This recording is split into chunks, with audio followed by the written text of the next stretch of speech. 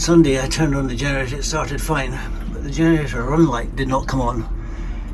And when I tried to connect the power, no power came. I lifted the lid here, just this one here, and I smelled burning, so I quickly turned the generator off. And I've got a guy coming today to have a look at it. So today I've taken all the covers off to see what's happened, and there's been a lot of burning in here. A lot of burning. So it's lucky we didn't burn the boat down. I don't know how much damage is done, whether it's just superficial or what, but there's obviously a problem with the electrics. Hopefully this guy can fix it. I'm just getting sick of this damn generator, I really am. It's all happening here today on a not so bad. We've got the riggers in to try and fix this problem. You can see it up there, this bar that comes across. It's not really structural, but it's come apart.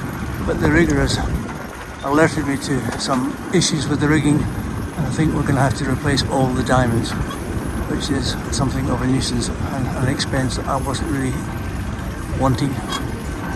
But we can't have the mast coming down. Okay. We've also got guys working the generator.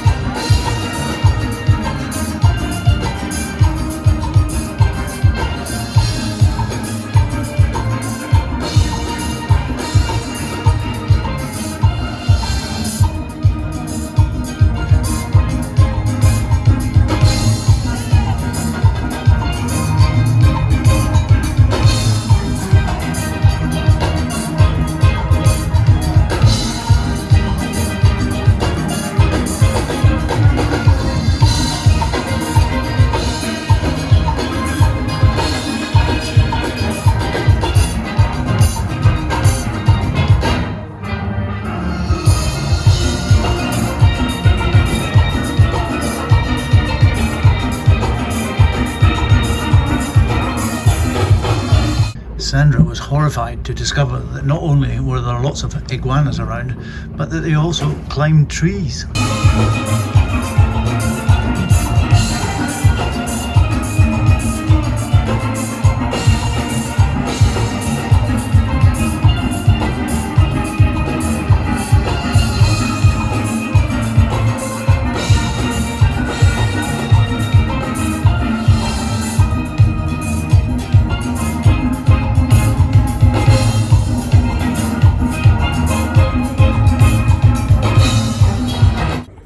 Tony, my generator man in Chagaramas, Trinidad, told me that he could fix the generator, but it needed rewinding, and this was a job that he could do. He does it manually. He doesn't have a machine. Normally these things are machine done, but he does it manually. So it was going to take about 2 weeks. So both he and his assistant Tyrone returned to dismantle the generator and take away the offending parts.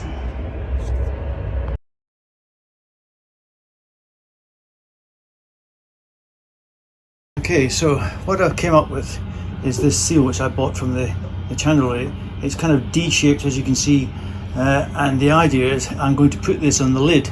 If I put it on the lip of the locker, it would get kicked off in no time at all.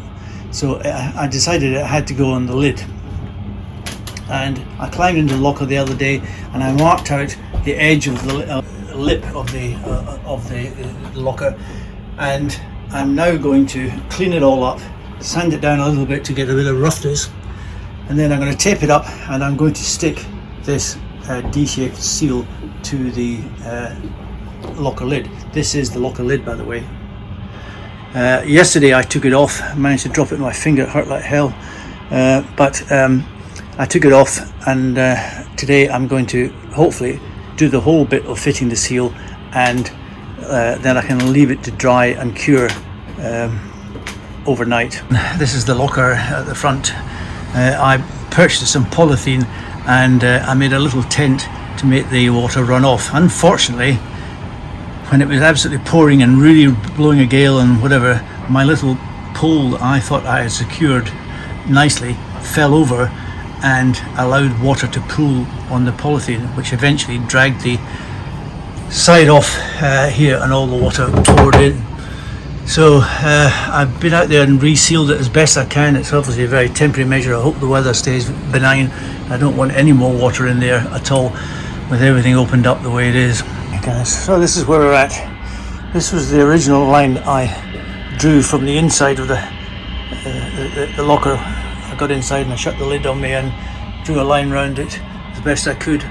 And then I've measured the lip of the locker is 4 centimeters, so I've sort of halved that and drawn another line. It's a bit faint because I've just taken the cleaner over it again. What I did was I marked it up. I experimented with the permanent marker that I've got here. It turns out it's not as permanent as it says it is, so I went back to the pencil, which is easier to work with, and then having marked it all out, I then went round and I sanded it all with a bit of sandpaper just to key it a little bit so that the Sikaflex can grip it, masking tape on both sides, so I don't end up with Sikaflex all over the inside of the locker, which is what would happen otherwise. Not that that would really matter, but it's a bit untidy and a bit unprofessional. So that's what I'm going to do now.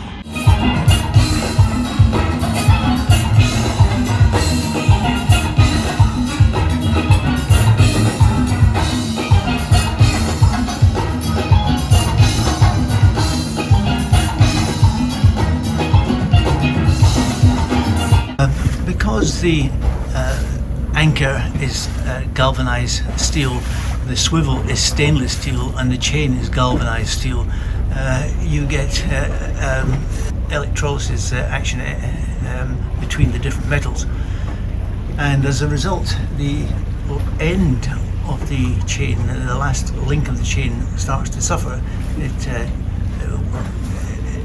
It erodes away. So Mark very kindly helped me with his angle grinder. He came over. It's a bit of a two-man job anyway. You need somebody to hold the chain and then somebody to cut it. So I held the chain. It was my fingers that were in danger, and Mark cut it with his angle grinder, which made short work of it. I had started using the hacksaw that I have, but while I'm sure I could have done it, it was going to take a long time to do it. So that was done.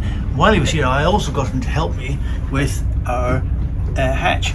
I stopped replacing the hatches way back in the Canaries, and I've been meaning to get back to it since then.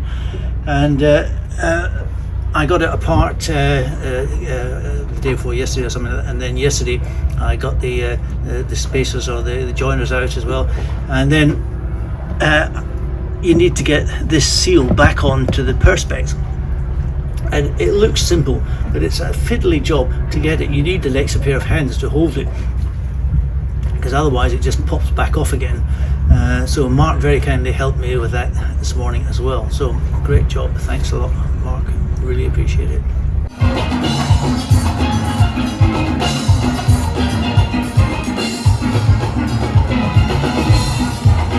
It's gonna be alright. Even me. Lights up this morning. Smile of your rising sun. Three little birds beside my doorstep, singing sweet songs. Okay.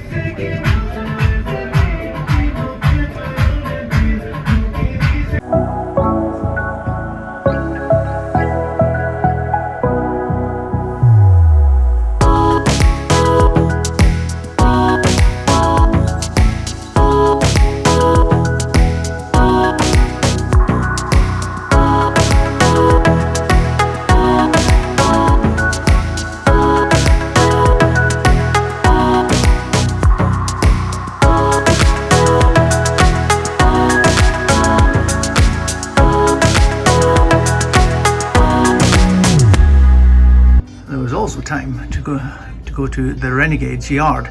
All the steel pan bands in Trinidad have a yard, which is basically where they play and practice, and also they perform to the public, and you pay to get in. The Renegades won the annual competition this year, but we were in the Renegades yard to watch the team that came second.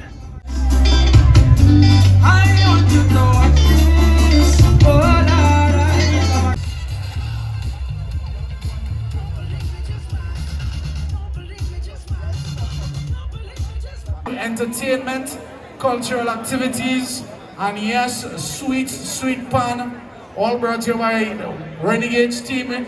Earlier on in the evening we had Evolution Band, and tonight's main presentation we have Republic Bank Exodus.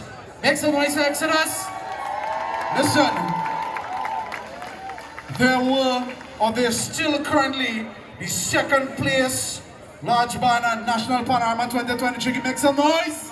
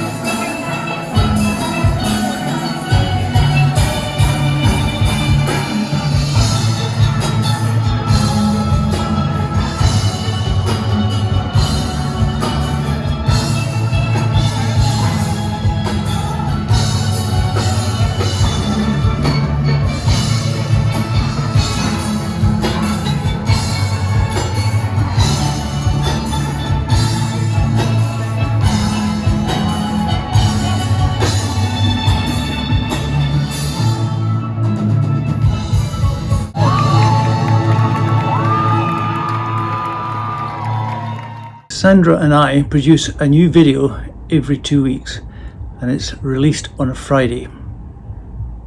Please like and subscribe. It makes a huge difference to the YouTube algorithm.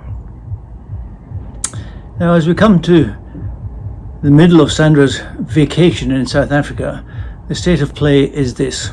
I have taken the autopilot to the Raymarine representative, Dennis, who seems to be an excellent chap. He tells me that the reason the autopilot failed so quickly after it being fixed in the Canaries is that the bearing that was made for it, the bushing that was made for it, was made of brass instead of bronze as it's supposed to have been. And also there was no lubrication whatsoever in the cogs. It's supposed to be a little bit of grease in the cogs to reduce friction. Unfortunately, Dennis doesn't have all the parts he needs, and he has to order them. He doesn't want to order them just for me. He wants to wait until he's got a big enough order to make it worthwhile, so that I don't have to bear the brunt of the cost. So he's telling me that it's going to take 4 to 6 weeks, but that ties in with the fridge freezer, which we have ordered, and Budget Marine tells that it will arrive in 4 to 6 weeks. Chris, our rigging man, has convinced me that we need to replace all the diamonds, which is the bits of the diamond shaped rigging that is attached to the mast, solely attached to the mast. It doesn't come down to the deck. We have replaced all those bits previously, the bits that do come down to the deck, the forestay and the 2 shrouds.